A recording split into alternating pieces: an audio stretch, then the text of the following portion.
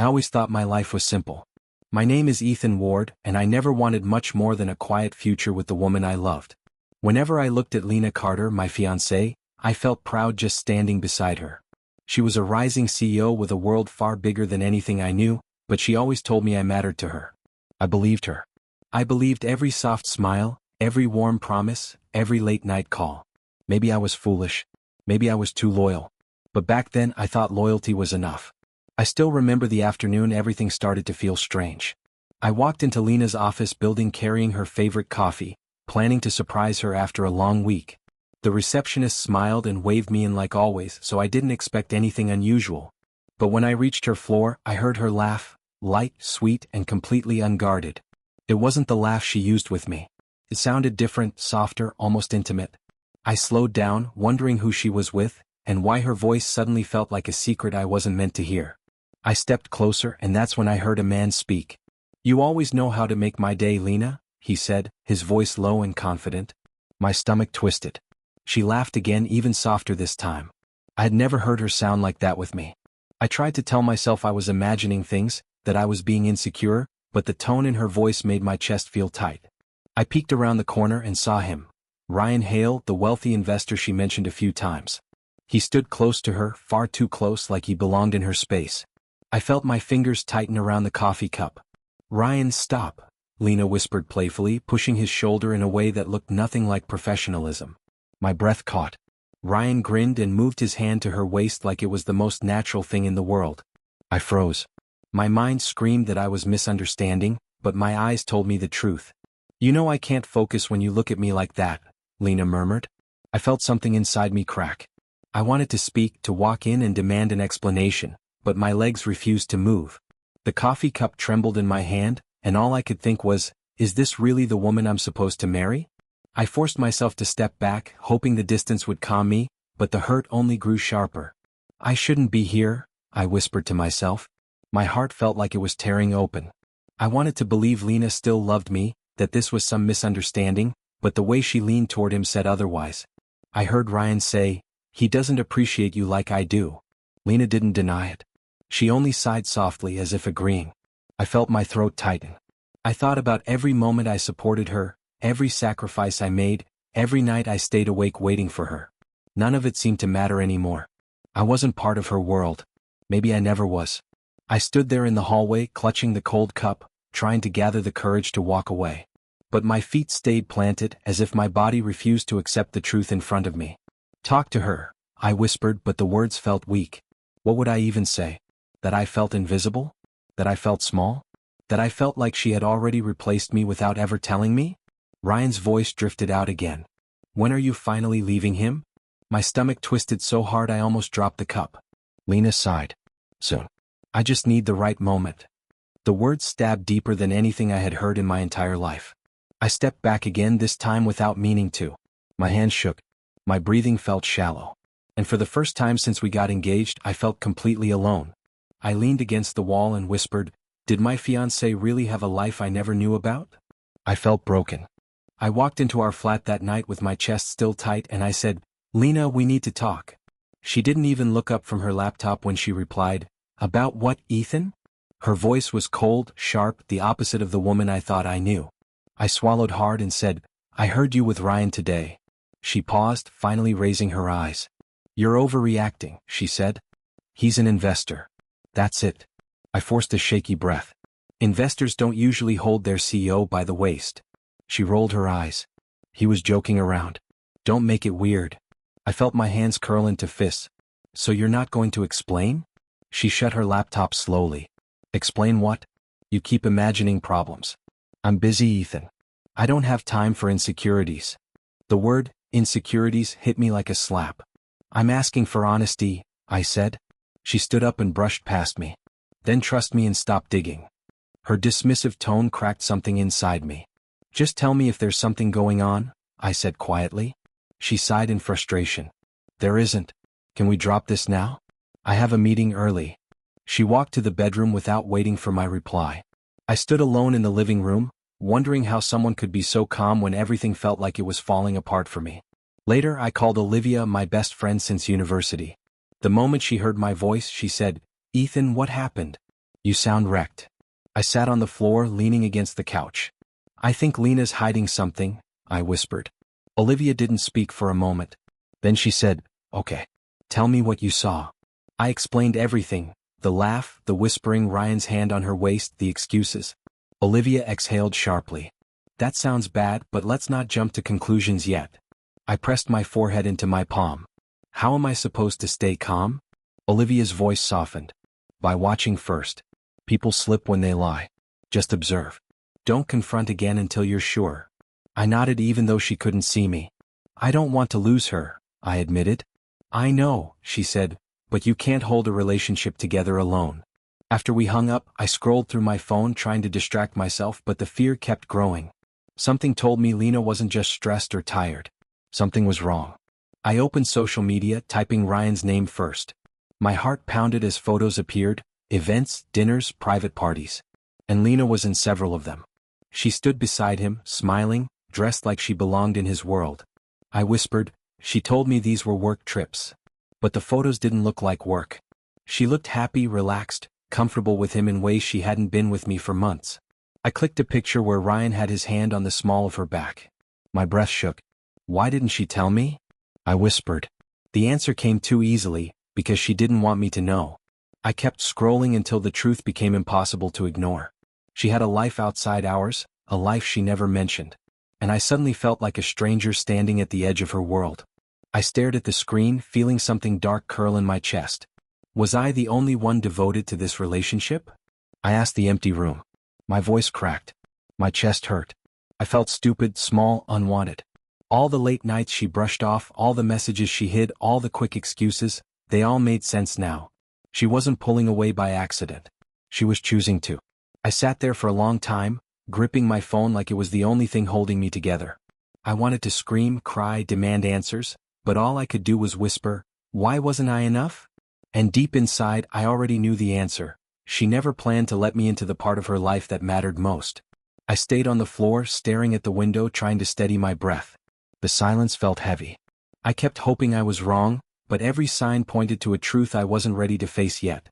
I knew I shouldn't have gone to Lena's corporate dinner, but when she said, just show up and don't make things complicated, I forced myself to dress up and pretend everything was normal. The ballroom was bright and loud, but the second I stepped inside, I felt like I didn't belong. I kept looking for her, hoping she'd smile at me the way she used to, but she only gave me a quick nod before turning back to her board members.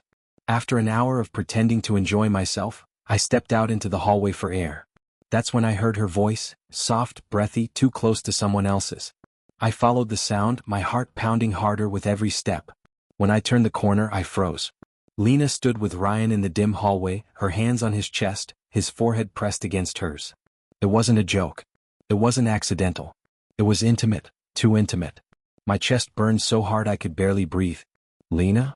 I said, my voice shaking. She jerked back, eyes wide, but Ryan didn't even flinch. He looked at me with a slow, mocking smile. Well, he said, I guess the backup plan finally walked in. Backup plan? I repeated, my voice cracking. Ryan smirked. Come on, Ethan.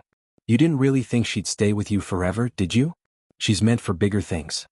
I stepped toward him, anger overwhelming the pain. You don't get to talk about my relationship like... He raised a hand. Relationship? Mate, she outgrew you months ago. My fists tightened. Lena, say something. She inhaled sharply and whispered, Ethan, please don't create a scene. A scene? I choked out. You were about to kiss him. Ryan laughed. About to? I turned on him. Shut up. But Lena grabbed my arm and hissed, stop embarrassing me. Embarrassing you? My voice shook. You're the one sneaking around. She pulled me farther down the hall, away from Ryan. I didn't want you to find out like this, she said. How was I supposed to find out? I shot back. With a wedding invitation addressed to you and him? She groaned. Don't be dramatic. I stared at her, stunned. Dramatic? Lena, you're cheating on me. She crossed her arms, her expression turning icy. Ethan, be honest. You knew this wasn't working. You're sweet, but you're small. You don't fit into my world anymore. My breath caught. Small? Yes, she said bluntly. You can't keep up with me. You never could. The words hit harder than anything Ryan said. I felt them tear straight through me. After everything I gave you, I whispered, That's what you think of me? She rolled her eyes. You're making this harder than it needs to be. Ryan understands me. He fits my pace. You just don't. I felt dizzy. So that's it? I'm disposable? Her silence was the answer. Ryan leaned against the wall, grinning. Told you, man. Backup plan. I glared at him. Stay out of this. He laughed. What? It's fun watching you wake up. I stepped forward, but Lena grabbed my wrist. Ethan, don't. Just leave. Please. My hands shook. My chest felt like it was collapsing. I loved you, I whispered. More than anything. She looked away. I didn't ask you to. I stumbled back as if she'd physically hit me. Everything around me blurred. The lights, the music, the voices, they all faded under the sound of my heart breaking. I turned and walked out of the building, my legs barely holding me up. Outside, the cold air hit my face and I finally let myself fall onto a bench. I covered my mouth with my hand, trying to stop the sob that pushed up my throat. But it came anyway, quiet, painful, shaking. My phone buzzed. Olivia. I answered with a voice that didn't sound like mine. Liv, can you come get me? Her tone changed instantly. Where are you? At Lena's event, I whispered. Please, just come. I'm on my way, she said without hesitation. When she arrived, she knelt beside me and touched my shoulder. Ethan, what happened? I couldn't speak. Tears ran down my face and I hated myself for crying, but I couldn't stop. She wrapped her arms around me. It's okay.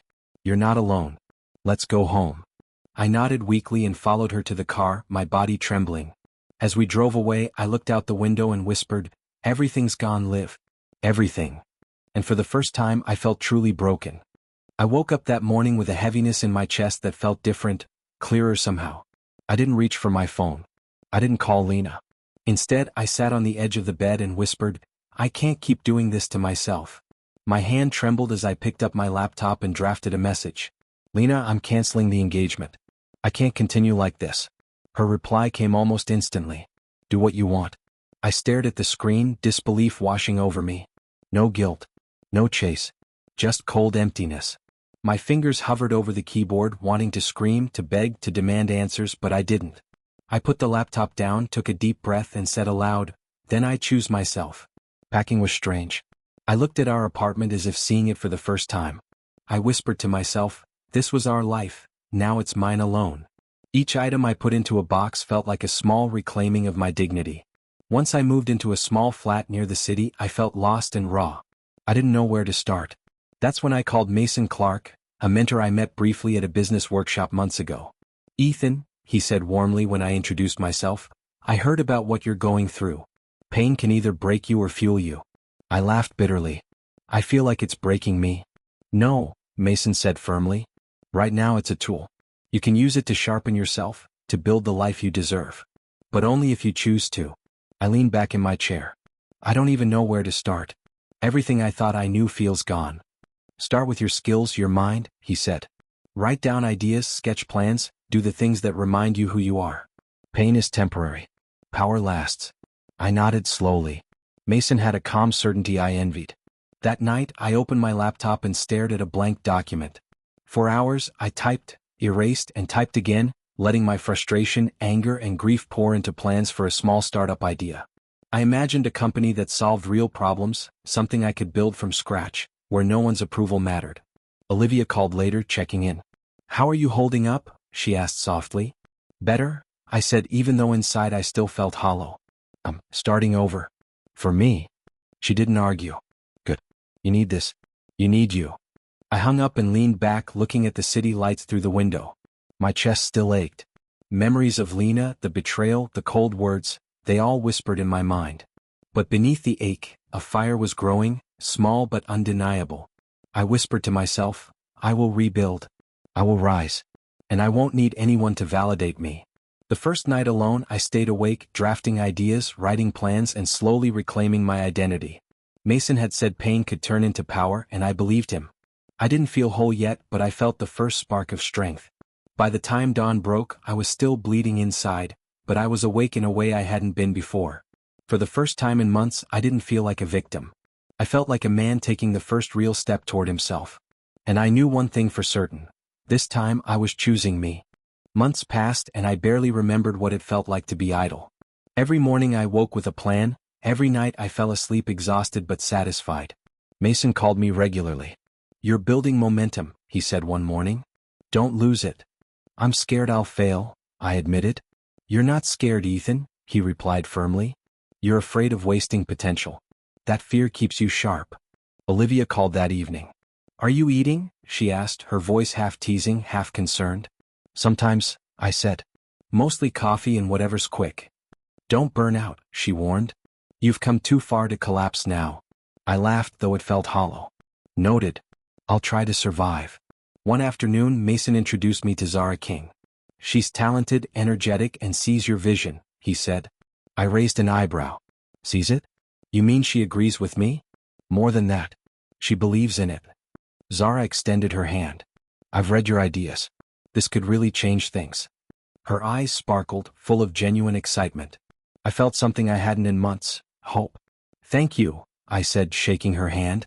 "I just want someone to understand the vision." "I get it," she replied. "And I'm here to make it happen with you."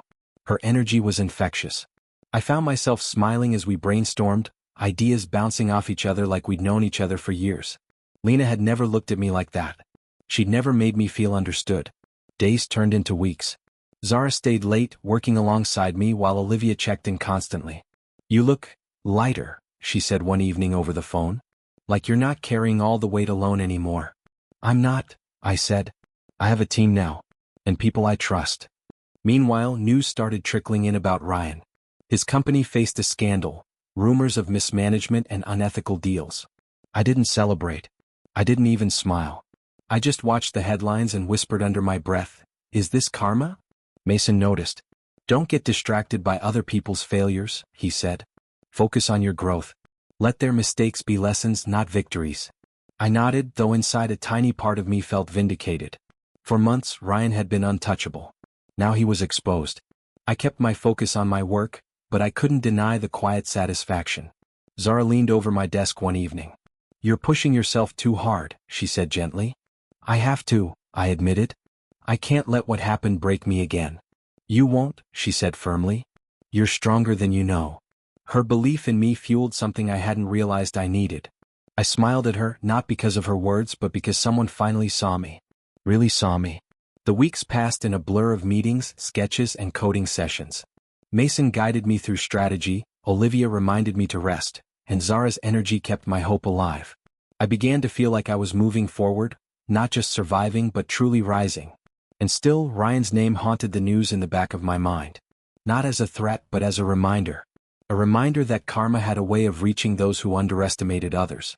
I whispered quietly to myself one night, alone in the office, "I'm rising. And I'm not stopping for anyone." For the first time since Lena, I felt unstoppable. The launch was insane. I barely slept, but when our website went live and the first round of press started covering us, I felt alive. Reporters called our idea fresh and bold, a game changer. I stared at the headlines, shaking my head in disbelief. "We did it," I whispered to Zara, who grinned at me like we'd conquered the world. "Don't get cocky," she said. "We've got a long way to go." "I know," I said. But inside I felt something shift. Pride. Relief. A fire that Lena had tried to extinguish suddenly felt unstoppable. Then my phone buzzed. Her name flashed across the screen. Lena. My stomach twisted. I stared at it for a long moment before answering. "Ethan. Can we meet?" Her voice trembled. "Weak. Tired." "Lena," I said calmly, "what do you want?" I made a mistake. Everything's falling apart. Ryan, he betrayed me. Investors pulled out. My company," she choked on the words. I stayed silent, letting her stumble. "Please. I need you. I need you to help me fix this." Her voice cracked, pleading. I leaned back in my chair and said softly, almost whispering, "You created this downfall with your own choices." She paused, stunned. "Ethan. You don't understand." "I understand perfectly," I interrupted, my tone sharp now. "You lied. You cheated. You put yourself above everyone who ever cared about you. You made your choices, Lena. And now you're paying the price." There was silence on the line. Then she whispered, I never wanted it to be like this." I shook my head. Wanting and doing are two different things. She sniffled, her voice breaking. I thought we had something." "We did," I said calmly, "but it wasn't enough for you. You threw it away. You can't blame anyone else for that. Tears slipped from her eyes. Ethan, please. I need you. I was wrong. I can fix this. I can. I held the phone away from my ear, looking out the window. The city lights were bright, but my mind was clear. You fix this yourself, I said, my voice steady. I'm done trying to save someone who didn't value me when it mattered. She cried quietly for a moment. I understand. You don't, I said softly, and it hurt to be that honest. But maybe someday you will. Now leave me out of it. I'm building my life. You have to do the same without me. The line went dead. I stared at the phone, feeling a strange mix of pity, anger, and relief. I whispered to myself, she had her chance. Zara peeked into the room. Everything okay? I nodded, putting the phone down. Better than okay. I finally feel free. She smiled. Good. Now let's keep building this thing. I looked at her and felt the fire grow again. Lena's empire was crumbling, but mine, ours, was just beginning. And this time no one could touch it. I got the call from Lena late in the afternoon. Ethan, please. I need you there, she said, voice trembling. Just for the meeting. It's important. I stared at my phone for a long time. Why should I go? I asked quietly. Closure. I can't face them alone, she pleaded. I exhaled slowly. Fine. I'll go. But not for you, for me. When I arrived, the room was tense. The board members' faces were hard, waiting. Lena looked tired, her hair messy, makeup smudged. She saw me and gave a small, desperate smile. I didn't respond. Ryan stood first, smirking. Well, Lena, looks like your little empire is unraveling, huh? I clenched my fists under the table but kept my voice calm when I said, stay out of this. He ignored me. Everything's your fault. Poor decisions, reckless spending, you didn't listen to anyone, especially me. And now. He spread his hands. This mess is on you. Lena's face went pale. She looked like she wanted to sink through the floor.